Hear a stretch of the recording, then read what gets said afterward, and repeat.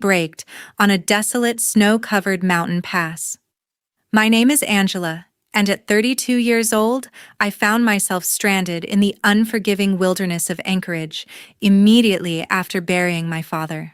The driver of the vehicle was my sister, who stared at me with entirely cold eyes before delivering her final verdict by stating, "This is where it ends for you. The house and the business are mine now." Without giving me a single second to process her vicious betrayal, she forcefully shoved me out of the open passenger door into the thick, freezing snow. She slammed the heavy vehicle door shut and immediately pressed the gas pedal to drive away, without ever looking back at her only sibling. Any normal person would have panicked or collapsed into useless tears of despair while watching those red taillights fade into the lethal blizzard. Instead of breaking down in the wilderness, I calmly unzipped the concealed inner lining of my insulated winter jacket to pull out a fully charged encrypted satellite phone. My sister truly believed she had stripped me of my inheritance, but she had absolutely no idea that my father had meticulously prepared 3 secret contingency plans before his unexpected passing. I gripped the heavy device firmly in my freezing hands and immediately prepared to activate the very first phase of his ultimate financial trap. Before I reveal exactly how I dismantled her stolen maritime empire completely from the shadows, let me know where you are watching from in the comments below. Ruthlessly betrayed by a toxic family member who severely underestimated your true intelligence.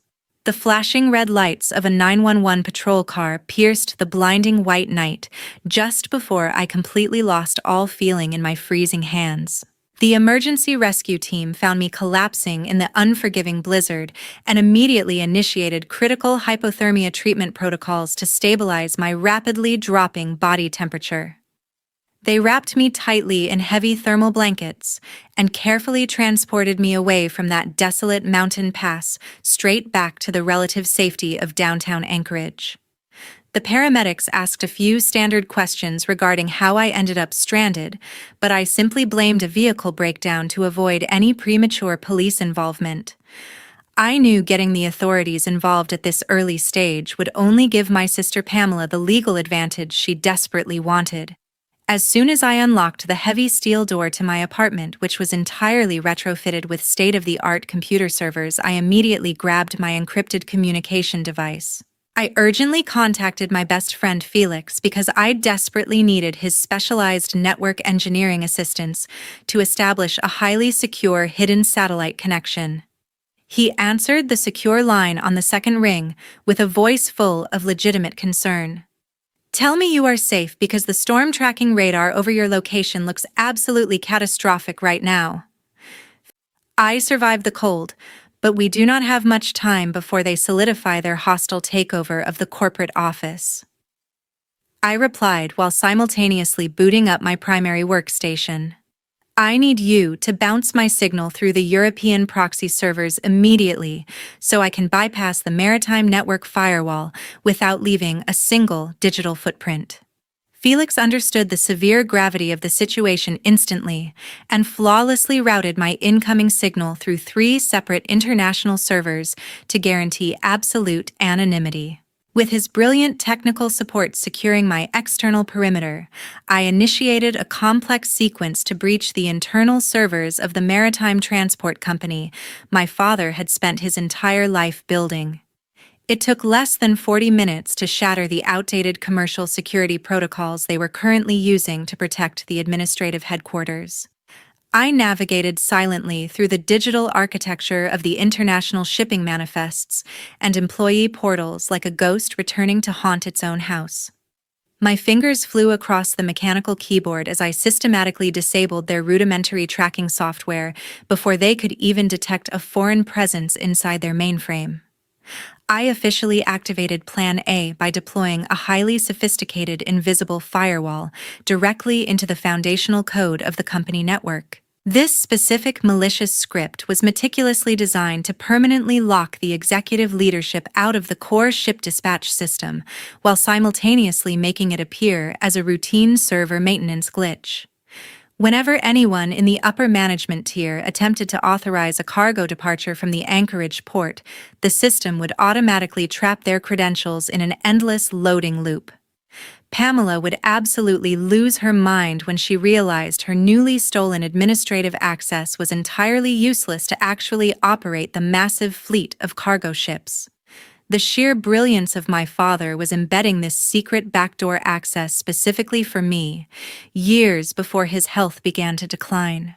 Once my shadow monitoring framework was perfectly integrated into their mainframe, I opened a hidden diagnostic window to observe the live flow of corporate capital. The digital ledger illuminated my darkened room with cold blue light as I successfully intercepted the very first batch of highly suspicious financial transactions. Someone with top-tier executive clearance was systematically routing massive operational funds away from legitimate ship maintenance accounts into completely untraceable offshore shell corporations. The sheer volume of these fraudulent wire transfers proved beyond any doubt that the maritime empire was actively being bled dry from the inside out. I watched the numbers refreshing on my screen, while realizing that this was a carefully orchestrated corporate pillaging operation planned while my father was lying in his hospital bed. I spent the remainder of the night meticulously cataloging every single fraudulent digital signature they carelessly left behind in the corporate registry. They mistakenly believed that throwing me out into a deadly winter storm would permanently silence my voice, but they had just given me the ultimate administrative power to shatter their illusion whenever I deemed it necessary. 3 days after the funeral, the atmosphere inside the sprawling Anchorage Maritime Transport headquarters became tense to the point of absolute suffocation for everyone remaining on the corporate payroll. Pamela officially convened an emergency board meeting in the primary glass conference room, where she brazenly declared herself the undisputed chairman of the entire commercial empire. She immediately initiated a ruthless executive purge by systematically terminating every single senior director who had demonstrated any historical loyalty to the original founder of the shipping company. The terrified employees could only watch in absolute silence as seasoned maritime professionals were unceremoniously escorted out of the building by heavily armed private security contractors. During this incredibly hostile gathering, she proudly announced the unprecedented promotion of my father's former assistant Howard, elevating him directly to the prestigious position of Chief Operating Officer. This highly calculated appointment was entirely designed to place a completely obedient puppet in charge of the daily maritime logistics so they could effortlessly manipulate the intricate accounting ledgers. Howard accepted his unearned position with a sickeningly arrogant smile, while silently preparing to execute the fraudulent financial strategies they had secretly developed over the past few months. The blatantly corrupt corporate restructuring instantly provoked a furious reaction from the highly respected Chief Financial Officer Denise, who absolutely refused to tolerate the sudden destruction of her beloved department. She stood up abruptly to slam her hands against the polished mahogany table before delivering a scorching vocal reprimand to the newly declared corporate monarch sitting across from her. Where exactly are these unauthorized expenses for millions of dollars going? Because you two are actively destroying this entire company with these ridiculous phantom shipping fleets. Pamela simply leaned back in her expensive leather chair and offered a terrifyingly cold smirk before directly addressing the furious financial expert across the massive boardroom table. You are officially fired from this organization, Denise, so pack your personal belongings and evacuate the premises immediately before I summon the security team to physically remove you. The swift and brutal public elimination of the only honest executive remaining in the building successfully cleared the path for their massive embezzlement operation to proceed without any further internal opposition.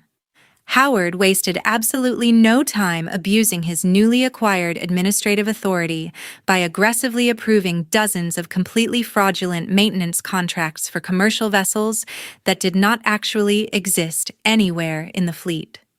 He continuously funneled millions of dollars away from the legitimate operating budget straight into their secret offshore accounts under the absolute, undeniable protection of the new chairman. These fabricated maritime logistical expenses were brilliantly disguised as emergency winter repairs for the cargo ships currently navigating the treacherous frozen waters of the Alaskan coastline. They believed they were brilliant criminal masterminds orchestrating the perfect corporate heist, while assuming nobody possessed the technical capability to challenge their newly established authority over the maritime empire. From the impenetrable safety of my hidden digital sanctuary across the frozen city, I silently monitored every single malicious modification they made to the corporate cash flow. The advanced shadow network I had successfully embedded into their mainframe allowed me to capture the entirety of this devastating corporate rot in absolute real time without triggering a single security alarm. I meticulously recorded their blatant financial theft as undeniable digital evidence, while they foolishly celebrated their temporary victory inside that luxurious corporate skyscraper, completely unaware of my invisible presence. Every fraudulent keystroke they made was instantly archived onto my secure, encrypted servers to ensure their eventual criminal prosecution would be absolutely inescapable when the final trap finally detonated. I calmly drank my black coffee while watching their stolen wealth accumulate on my glowing monitors because I knew their monumental arrogance was slowly digging their own federal prison cells. Exactly one evening following that shocking corporate termination decision, I received a highly encrypted anonymous communication signal pinging directly across my secure secondary network interface. Despite possessing complete administrative control over the digital corporate mainframe, I fully recognized that computerized spreadsheets alone lacked the devastating legal weight required to secure a conviction in a strict federal court. I desperately needed to acquire the original physical documents bearing their actual wet signatures to definitively prove malicious intent and formally establish an undeniable federal criminal conspiracy against the maritime empire. Relying exclusively on digital server logs would simply allow their highly paid defense attorneys to argue that a nameless hacker had maliciously manipulated the accounting software without their direct knowledge. To secure this critical physical evidence, I immediately arranged a completely clandestine face-to-face meeting with Denise at an abandoned commercial container port located on the freezing industrial outskirts of Anchorage.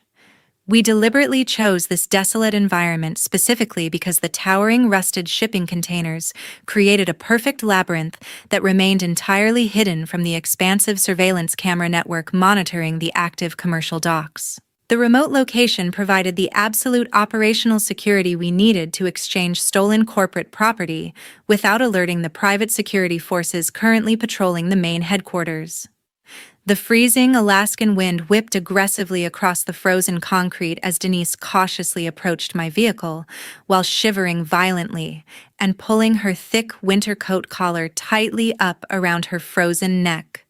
She looked incredibly tense while frantically scanning the empty, dark shadows surrounding our isolated position before finally reaching deep inside her coat pocket to retrieve a heavy, metallic object.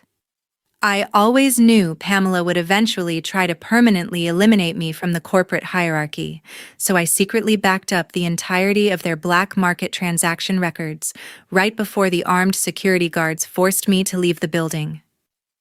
I reached out to firmly accept the freezing digital flash drive from her trembling fingers while looking directly into her exhausted eyes with an expression of absolute, unwavering determination regarding our upcoming battle.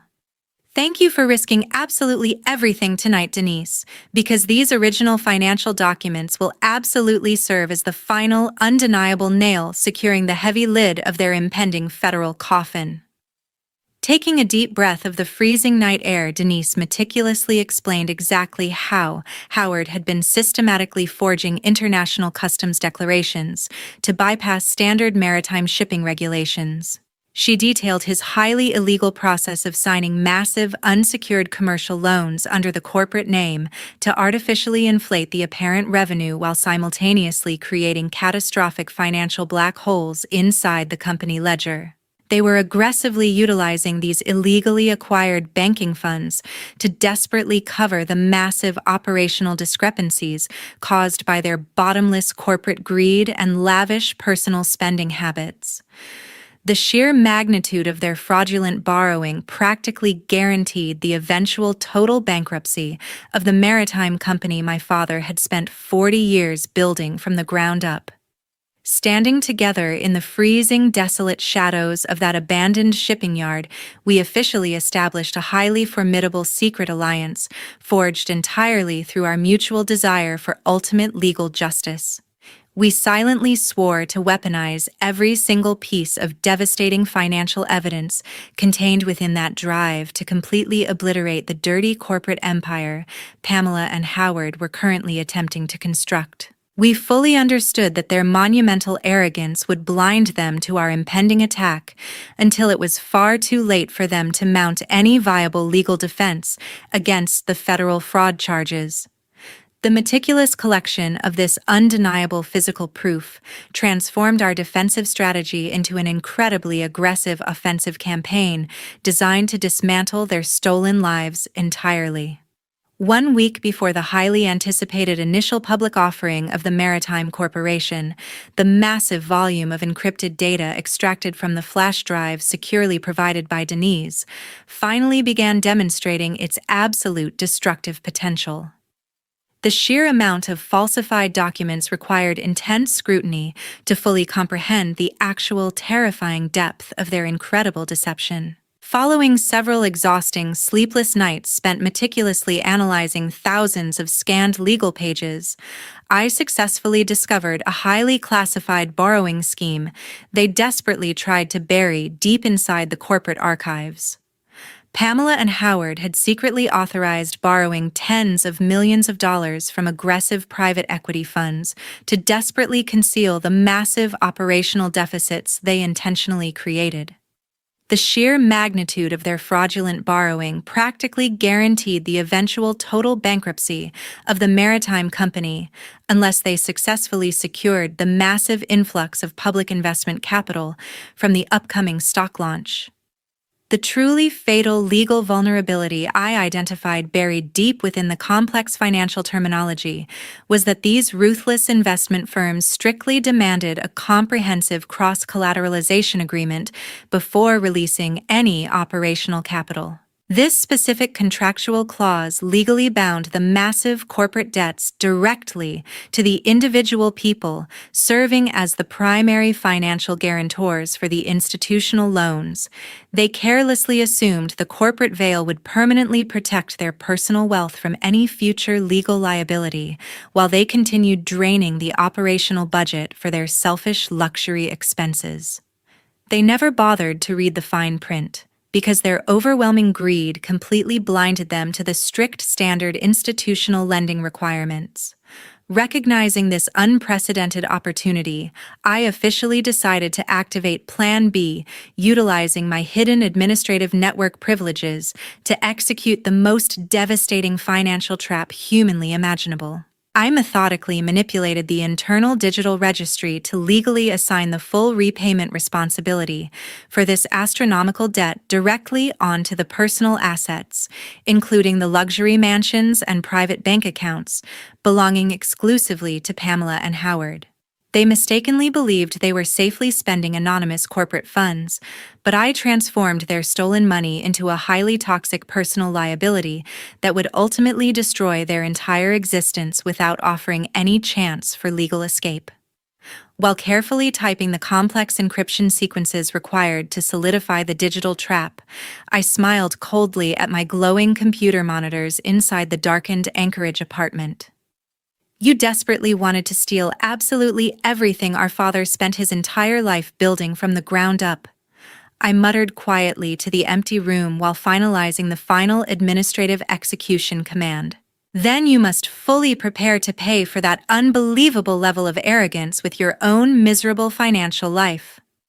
I flawlessly synchronized these altered mortgage profiles directly into the highly secure server systems maintained by the primary lending institutions without triggering any external alarms or raising suspicious red flags. I utilized advanced cryptographic algorithms to permanently lock their digital access credentials to guarantee absolutely nobody could ever modify the records or revoke the impending asset freezing protocols.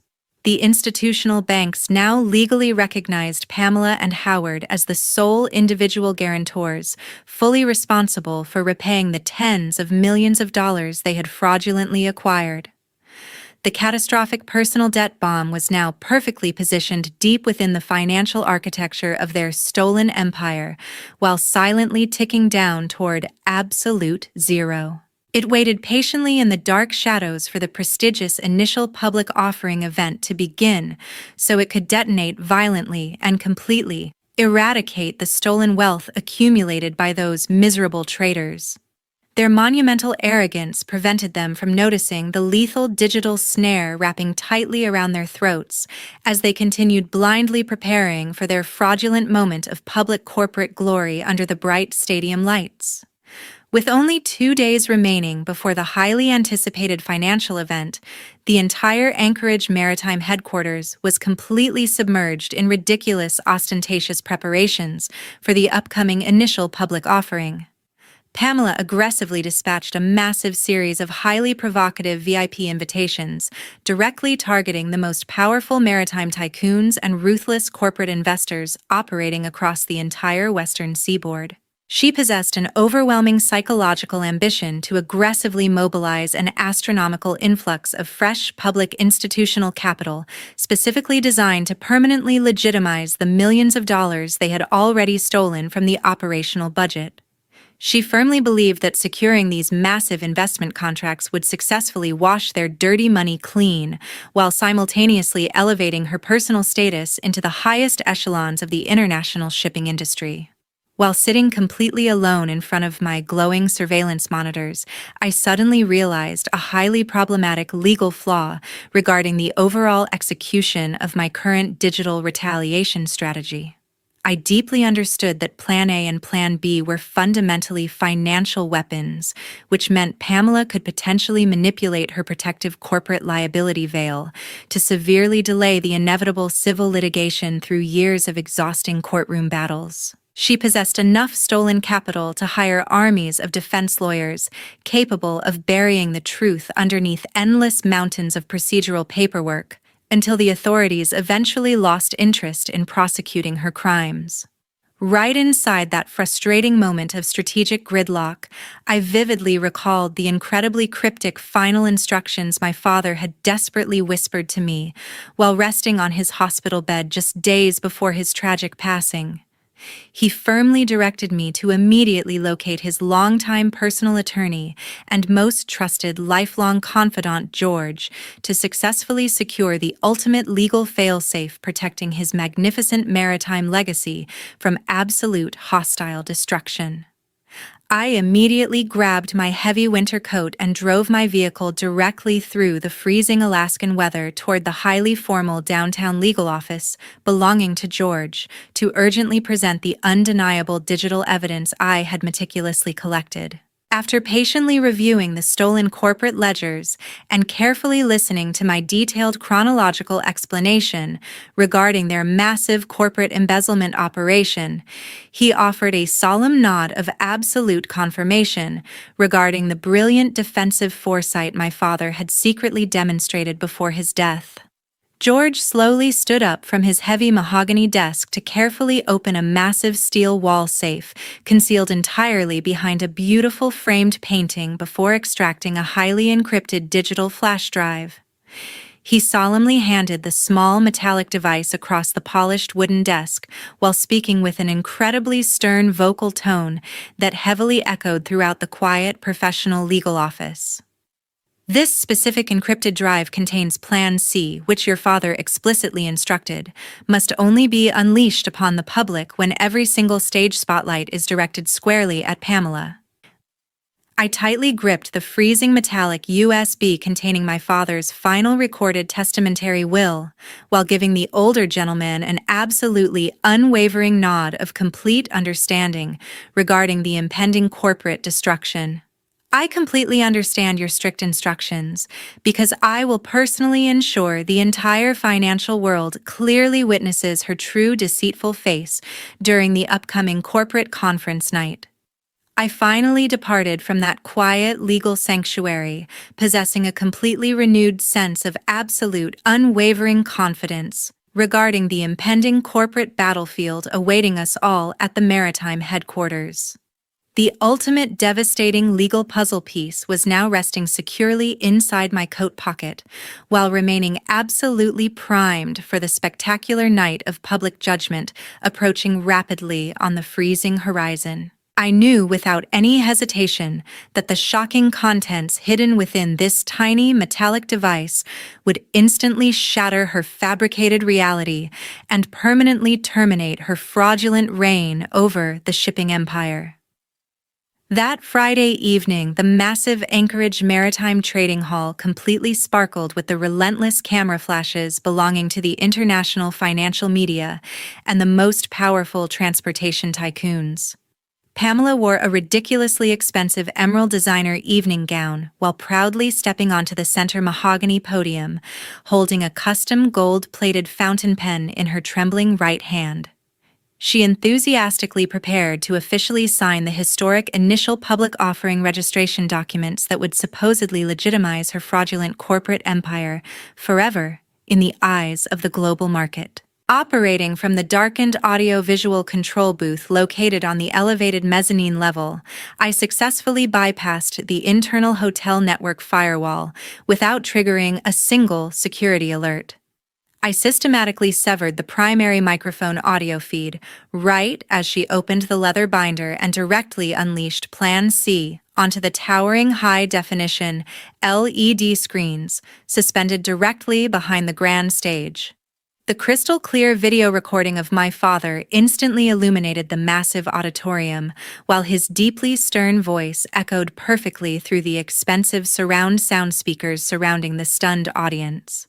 The entire luxurious room fell into a terrifying dead silence as the legendary founder of the Maritime Corporation looked directly into the camera lens to deliver his final devastating judgment.